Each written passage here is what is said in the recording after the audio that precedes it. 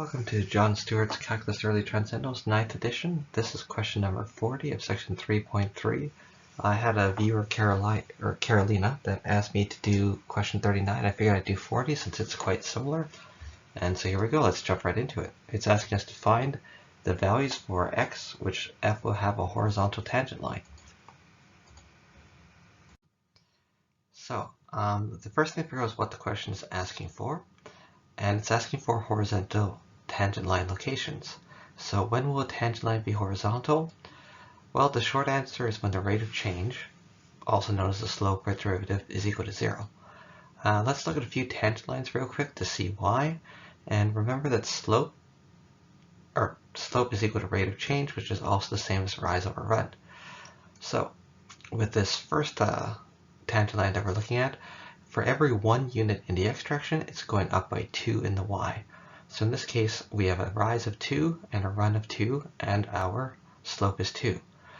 With this next one, it's 1. For every 1 that x goes across, it rises by 1, so it's 1 over 1, and the slope is 1.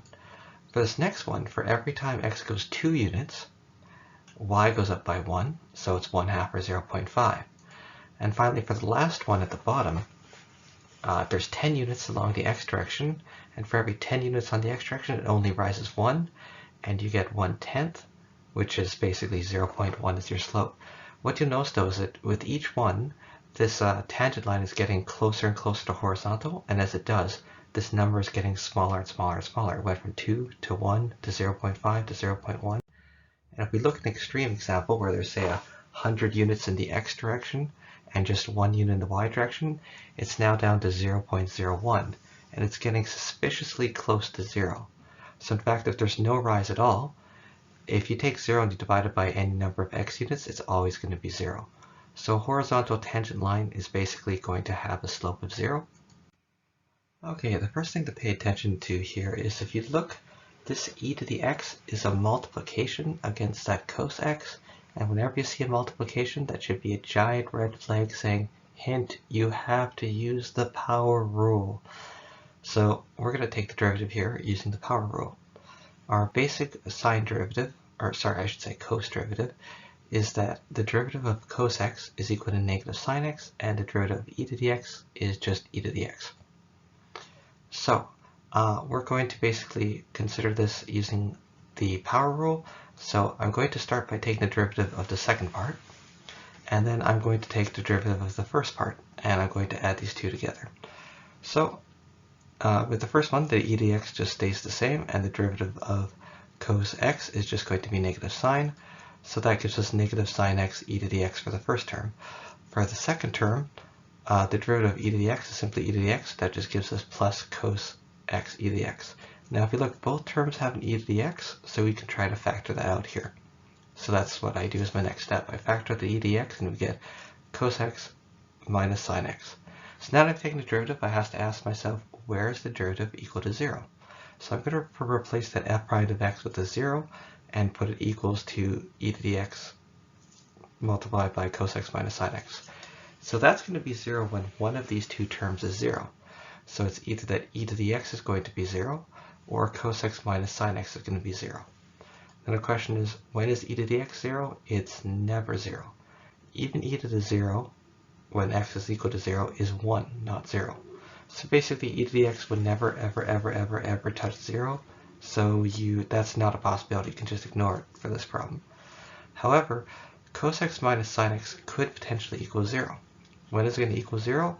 When cos x is equal to sine x. So you could just stop here and then start looking at your unit circle if you want, and try to look at the different values on the unit circle and see, when does sine x equal cos x? And for what degrees or what radians is that true? Or, if you prefer, you can do more of an algebra approach, which is I would divide both sides by cos x.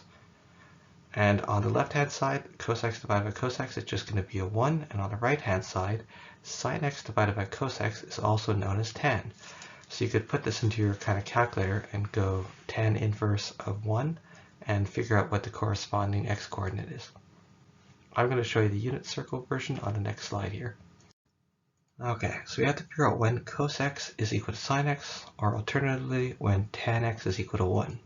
So I'm going to do the cos x equals sine x for the unit circle here.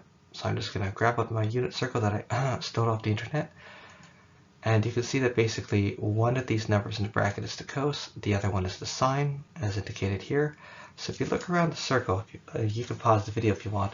Do you see any pair of coordinates that are equal to each other? And if so, whereabouts do you think they are? I'll give you a second to pause the video. Okay, and here we go. So the first combination is at 45 degrees. Here you can see that it's root 2 over 2 and root 2 over 2 for both sine and cos. So basically what that means is that the length and width are the same size, or sorry, two sides are the same size. And where else does this occur? It occurs in the third quadrant.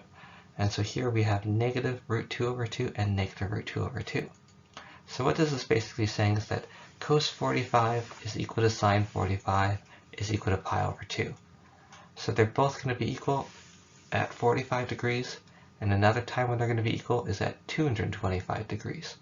Of course, if you went all the way around the circle again, it would also once again be equal to root 2 over 2 or negative root 2 over 2.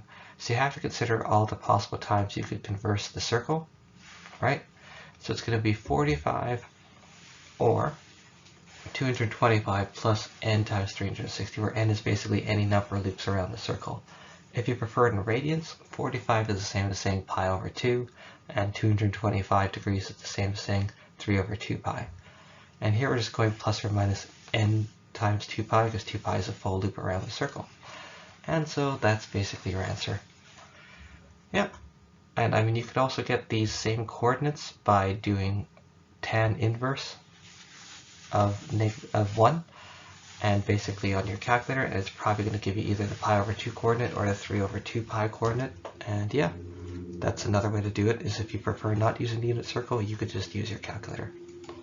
Alright, hopefully this helped. Oops, I guess I should have said that last bit on the slide. So yeah, if you're looking for a solution to a specific problem, just put it in the comments below, or feel free to email me a picture of your question. My email address is in the description, and please consider liking this video so more people find it. Thank you. Goodbye.